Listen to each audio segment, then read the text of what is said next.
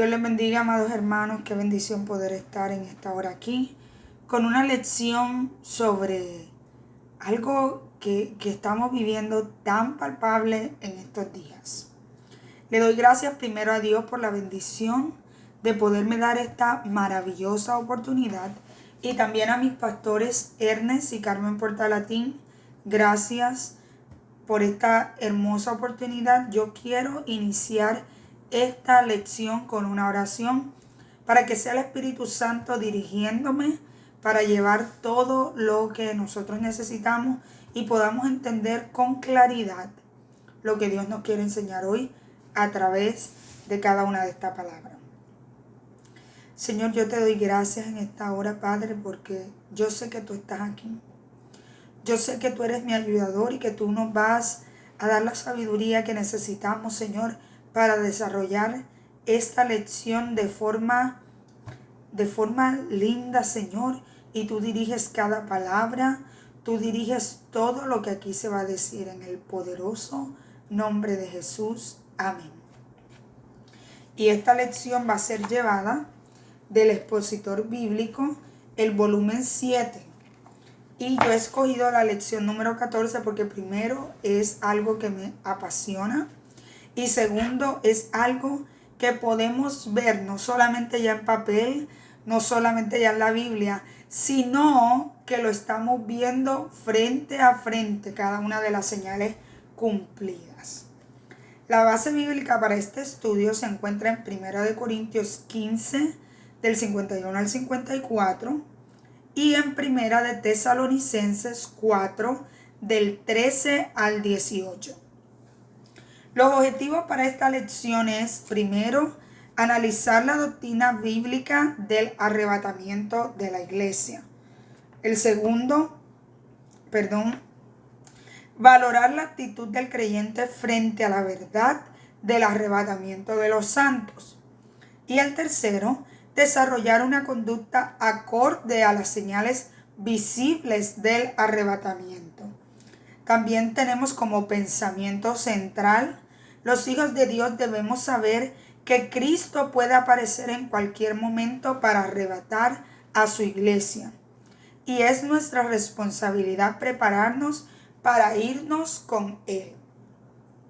Como texto áureo tenemos 1 de Tesalonicenses 4:14, porque si creemos que Jesús murió y resucitó, así también traerá Dios con Jesús a los que durmieron en Él. Esto es una esperanza maravillosa que como pueblo de Dios tenemos. Así que vamos a iniciar este estudio leyendo la base bíblica que se encuentra en 1 Corintios 15, 51 al 54. Y leemos en el nombre del Padre, del Hijo, del Espíritu Santo. Amén. He aquí, os digo un misterio. No todos dormiremos, pero todos seremos transformados. En un momento, en un abrir y cerrar de ojos, a la final trompeta. Porque se tocará la trompeta y los muertos serán resucitados incorruptibles y nosotros seremos transformados. Porque es necesario que esto corruptible se vista de incorrupción y esto mortal se vista de inmortalidad. Y cuando esto corruptible se haya vestido de incorrupción y esto mortal se haya vestido de inmortalidad, entonces se cumplirá la palabra que está escrita: sórbida es la muerte en victoria. Qué lindo ese pasaje bíblico. Y como introducción a este tema, yo quería aclararles algo. Primero, muchas veces las personas, especialmente los cristianos, tienden a confundir la segunda venida del Señor con el arrebatamiento de la iglesia. Quiero dejarles y que entiendan de una forma bien clara que el arrebatamiento de la iglesia es un suceso, un acontecimiento totalmente diferente a la segunda venida del Señor. Estamos viviendo en los últimos tiempos que fueron descritos por Jesús en Mateo 24. Luego vendrá el arrebatamiento de la iglesia cuando solamente aquellos que viven acorde a lo que Jesús y a lo que Dios han dejado establecido en la Biblia oirán la trompeta. Muchos se pueden preguntar, ¿escucharemos una trompeta literal o esto es algo que es simbólico? No se sabe a ciencia cierta si va a ser literal, si vamos a escuchar una trompeta como escuchamos cuando estamos escuchando una banda musical, o si es algo simbólico. Pero sea una cosa o sea otra, lo importante es que debemos estar preparados. Porque no sabemos la hora, no sabemos el día. Simplemente la Biblia establece que será en un abrir y cerrar de ojos. Y eso es lo que nos debe preocupar. En la introducción tenemos que Cristo cumplirá su promesa de venir a buscarnos para que donde Él está, nosotros también estemos. Y esta es una promesa que Él hizo en Juan 14:3. Sabemos que cuando Cristo estaba en este mundo, antes de ascender al cielo, Él dio unas promesas. La primera fue que recibiríamos el Espíritu Santo. Y esa promesa se cumplió el día de Pentecostés. Otra promesa que Él dio es que se iría a preparar morada, para que donde Él esté, nosotros también estemos. Pero también dijo que volvería por su pueblo, volvería por su iglesia. Ya Él se fue, Él está preparando morada, pero falta el cumplimiento de esa hermosa promesa de que Él vendrá, se va a cumplir en el arrebatamiento. Qué lindo. Dice que los cristianos debemos saber que este mundo no es nuestro hogar. Nuestra ciudadanía está en los cielos, de donde esperamos al Salvador, al Señor Jesucristo. Eso se encuentra en Filipenses 3:20. La Biblia dice que nosotros debemos vivir aquí como peregrinos y extranjeros. Como que estamos aquí, pero no somos de aquí. Estamos aquí, pero no pertenecemos a este mundo. Por eso es que debemos estar enfocados a donde realmente pertenecemos, que es el cielo. Así que poco a poco vamos a ir desarrollando estas lecciones muy lindas y muy propicia, muy acorde para lo que estamos viviendo hoy. Los cristianos de Jerusalén vendieron sus propiedades y traían el precio de lo vendido a los pies de los apóstoles. Eso está en Hechos 4:34. Porque creían que Cristo venía en esos días. Estos cristianos habían vivido, esos cristianos que es de la época cuando Jesús estaba aquí en la tierra, habían tenido una relación tan cercana y habían tenido una experiencia tan transformadora en su vida que ellos querían deshacerse de todo aquello que los ataba a este mundo. Así que la Biblia dice que empezaron a vender todo y a poner las cosas en común. Empezaron a vender toda posesión material que ellos tenían aquí, porque yo me imagino que ellos pensaban que ellos se querían deshacer de todo aquello que los pudiera atar al mundo. Ellos habían conocido tan de cerca a Jesús y no se querían perder la oportunidad tan hermosa de poder ir a vivir con Él en el cielo, porque ellos habían experimentado de primera mano que Jesús había hecho unas promesas y tal cual Él había prometido, así se habían cumplido. O sea que si Él había dado esta otra promesa, ellos tenían la certeza de que Él la iba a volver a cumplir. Así que qué lindo, así debemos ser nosotros. Debemos echar de lado y debemos sacar de nuestra vida todo aquello que nos pueda retener en esta tierra, que nos pueda alejar de escuchar esa trompeta, que nos pueda alejar de esa bendición de que cuando Cristo venga podamos ser arrebatados a las nubes con Él. Dice que Pablo parece incluirse entre los que serían arrebatados a las nubes para recibir al Señor en el aire sin ver muerte. En Primera de Tesalonicenses 4:15, Pablo se incluye como aquellos que serían arrebatados sin ver la muerte. ¿Por qué? Porque cuando él escribe la primera carta de Tesalonicenses, él todavía vive. Él esperaba esta promesa. Y él había especificado que habían unos que durmieron, pero que los que vivían en ese tiempo, cuando él escribe la carta a los tesalonicenses, serían arrebatados. Y él estaba seguro de que si ese suceso acontecía en ese momento, él iba a ser uno de los que iba a escuchar la trompeta. ¡Qué bendición! Dice que no sabemos el día y la hora cuando vendrá el Señor. Esto está en Mateo 24:36. Y aquí tenemos que tener mucho cuidado. ¿Por qué?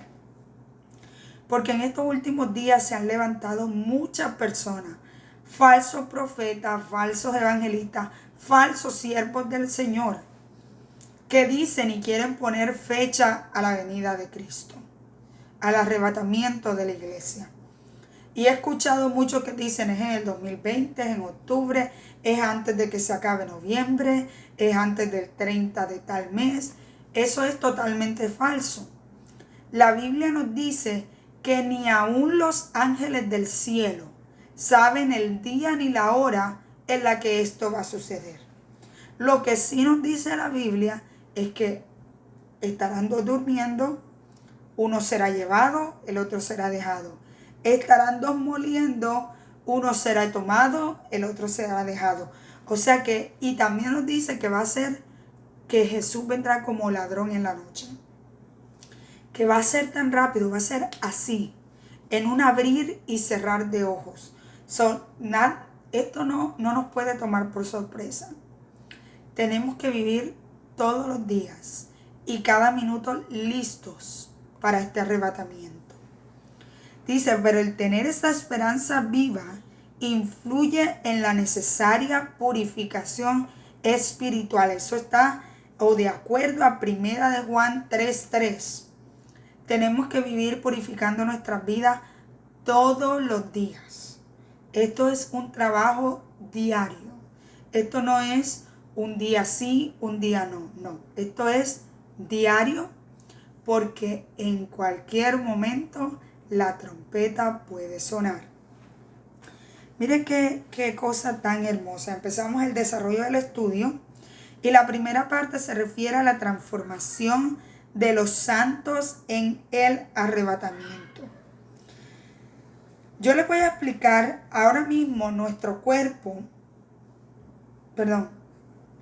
tiene una naturaleza mortal. La Biblia dice que nosotros somos polvo y cuando morimos, vamos al polvo. Tenemos una naturaleza mortal, una naturaleza corruptible. Esta carne es corruptible. Pero dice que cuando seamos arrebatados al cielo, esto que es corruptible va a ser transformado y se va a vestir de incorrupción. Mire qué hermoso. ¿Qué significa transformado? Que se va a hacer diferente, que vamos a cambiar o que se va a mudar. O sea, la carne esta que tenemos hoy aquí no va a ser igual al cuerpo que tendremos en el cielo. Vamos a tener un cuerpo distinto, vamos a tener un cuerpo glorificado, un cuerpo semejante al que tuvo Jesús cuando los apóstoles lo vieron en el momento de la transfiguración. Ese es más o menos el prototipo de cuerpo que nosotros vamos a tener cuando seamos transformados y llevados al cielo con Jesús. Corruptible, ¿qué quiere decir eso? Dice que viene de la raíz seiro, que significa languidecer, consumirse, secarse, algo que se va muriendo, que se va acabando poco a poco. Así es este cuerpo que nosotros tenemos. Y esto corruptible, esto no puede entrar al cielo. Porque es como si nosotros fuéramos a llevar algo que se pudre al cielo. Y en el cielo no va a haber pudrición. So, no podemos llevar algo terrenal, algo que con lo que Dios hizo para que estuviéramos un ratito aquí en la tierra. No va a poder entrar este cuerpo en el cielo. Dice que los muertos en Cristo resucitarán incorruptibles y los vivos seremos transformados. Es lindo. Tenemos un Dios que trabaja en orden. Y Él no puede hacer una cosa que se supone que vaya de segundo primero. ¿Por qué? Porque tenemos muchos hermanos que han dormido, que han muerto esperando esta promesa. Y dice la Biblia en el versículo 51 y 52 que leímos al principio, dice que la iglesia es una doctrina fundamental de la fe y cada creyente debe recibirla como una palabra de Dios. Dice, los creyentes no estamos llamados a entender en el presente todo lo que la Biblia dice, pero sí a creerlo de todo nuestro corazón. O sea que esto del arrebatamiento es algo que como cristianos nosotros debemos creer con el corazón. Que si Jesús lo dijo, Él lo va a hacer. No puede venir dudas a nuestra vida. No puede siquiera llegar a pensar que será que sí, será que no. No, esto va a suceder. El Señor le dijo a Pedro que lo que él hacía no lo entendía en el presente, pero lo entendería después. Eso está en Juan 13:7. Nosotros vemos que quizá no hay muchas cosas del arrebatamiento y de otros temas que no vamos a entender ahora. No lo vamos a entender. Pero más adelante lo vamos a entender. O sea, no nos toca a nosotros como cristianos entender todo. Pero sí nos toca creer que lo que la palabra establece, eso es lo que va a suceder. El segundo punto dice que Pablo asegura que aunque no todos moriremos, todos seremos transformados. Debemos tener una actitud de alabanza ante estas realidades de nuestra esperanza. Lo que Pablo quiere decir aquí es que no todos van a ver la muerte, porque algunos van a estar vivos en ese momento. Por ejemplo, si el arrebatamiento se diera hoy, de aquí a 5 minutos, hay un pueblo que ya durmió, que ya murió, con la esperanza de que en algún momento iban a resucitar e iban a ver a Jesús. Pero hay otro pueblo que somos nosotros, que estamos vivos y que estamos esperando esa promesa.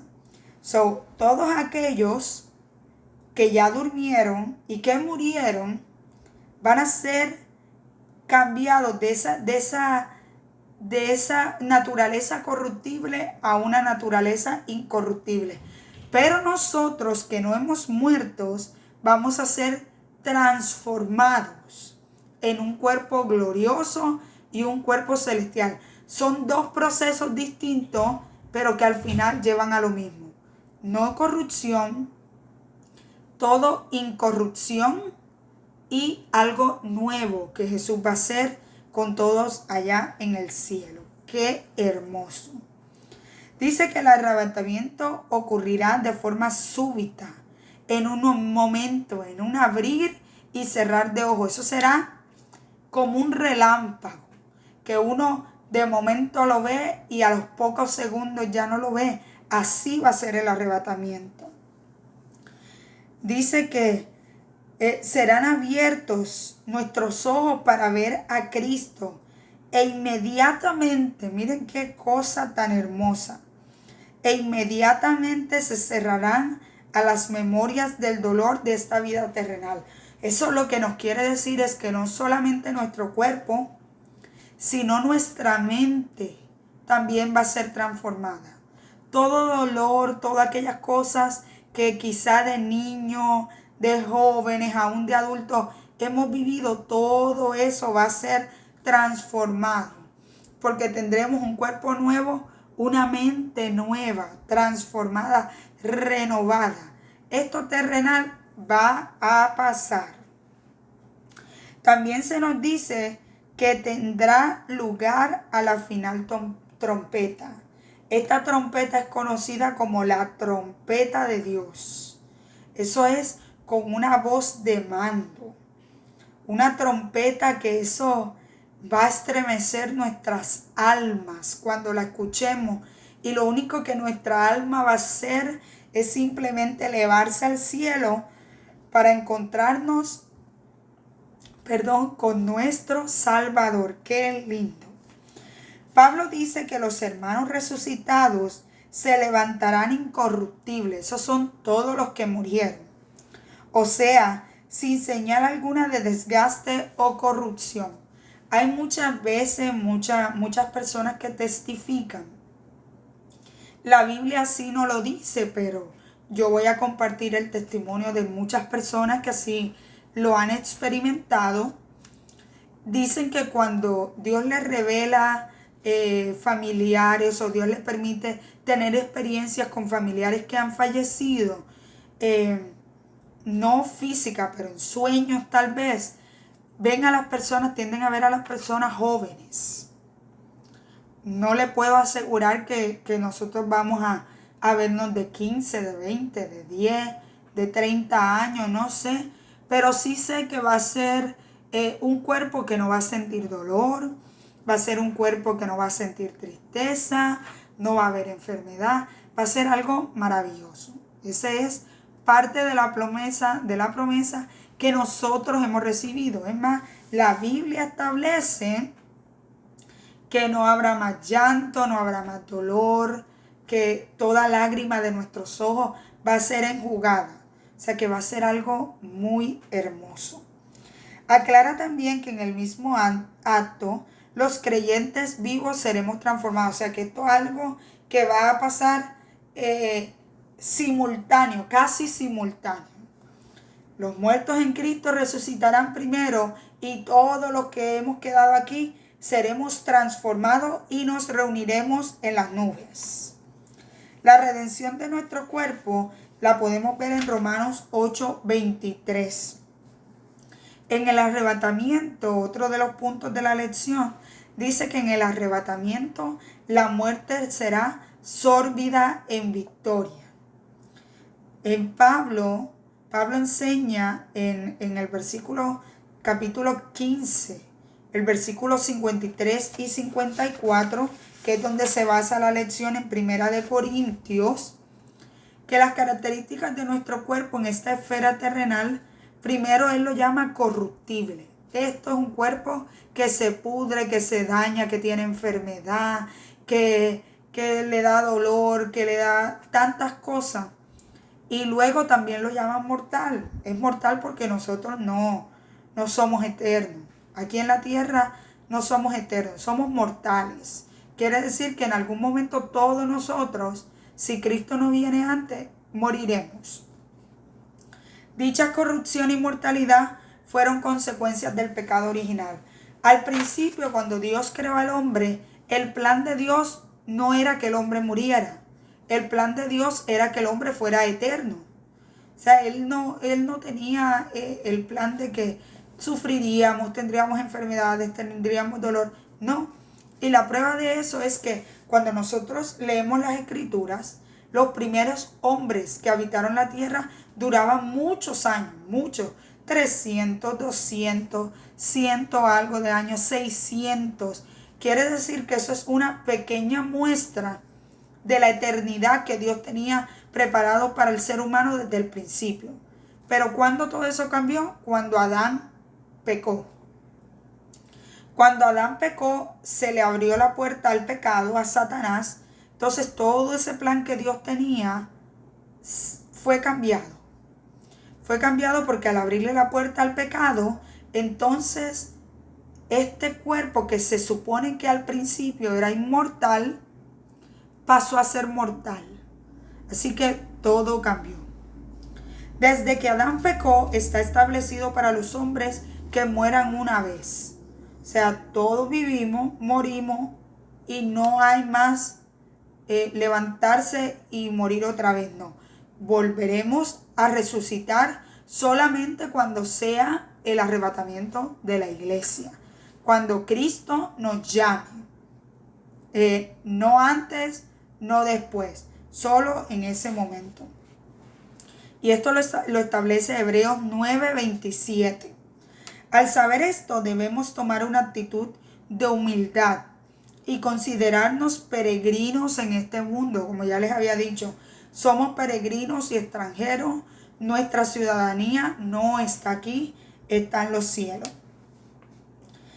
El segundo punto en cuanto a esta parte del estudio dice que nuestro cuerpo de polvo sea vestido de una manera diferente para poder adaptarse a la vida celestial.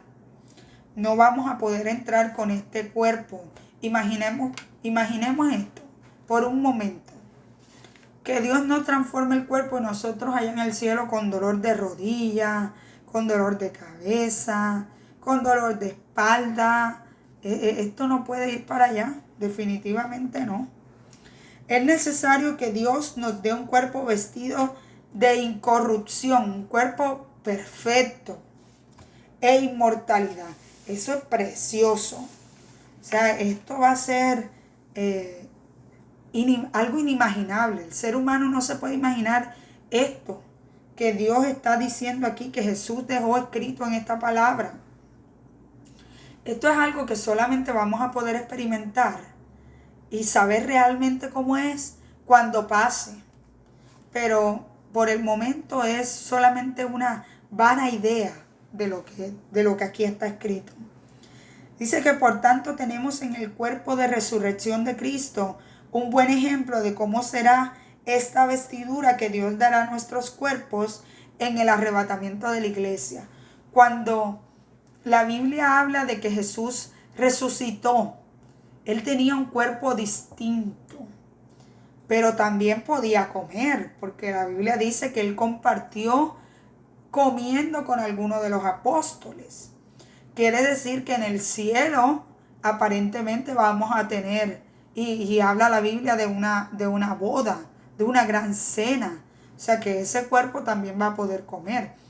Son cosas que quizá no te hacen sentido ahora, pero que cuando estemos en el cielo vamos a entender. Recuerda que nuestra mente es una mente finita.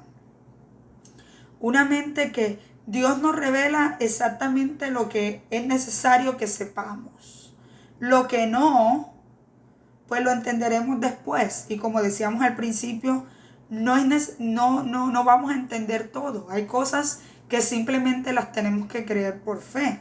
Y esta doctrina del arrebatamiento es una de esas cosas que sabemos a ciencia cierta y a plenitud en el momento en que pase, cuando estemos allá arriba. Dice que nos será dado un cuerpo semejante al cuerpo de la gloria del Señor. Qué hermoso.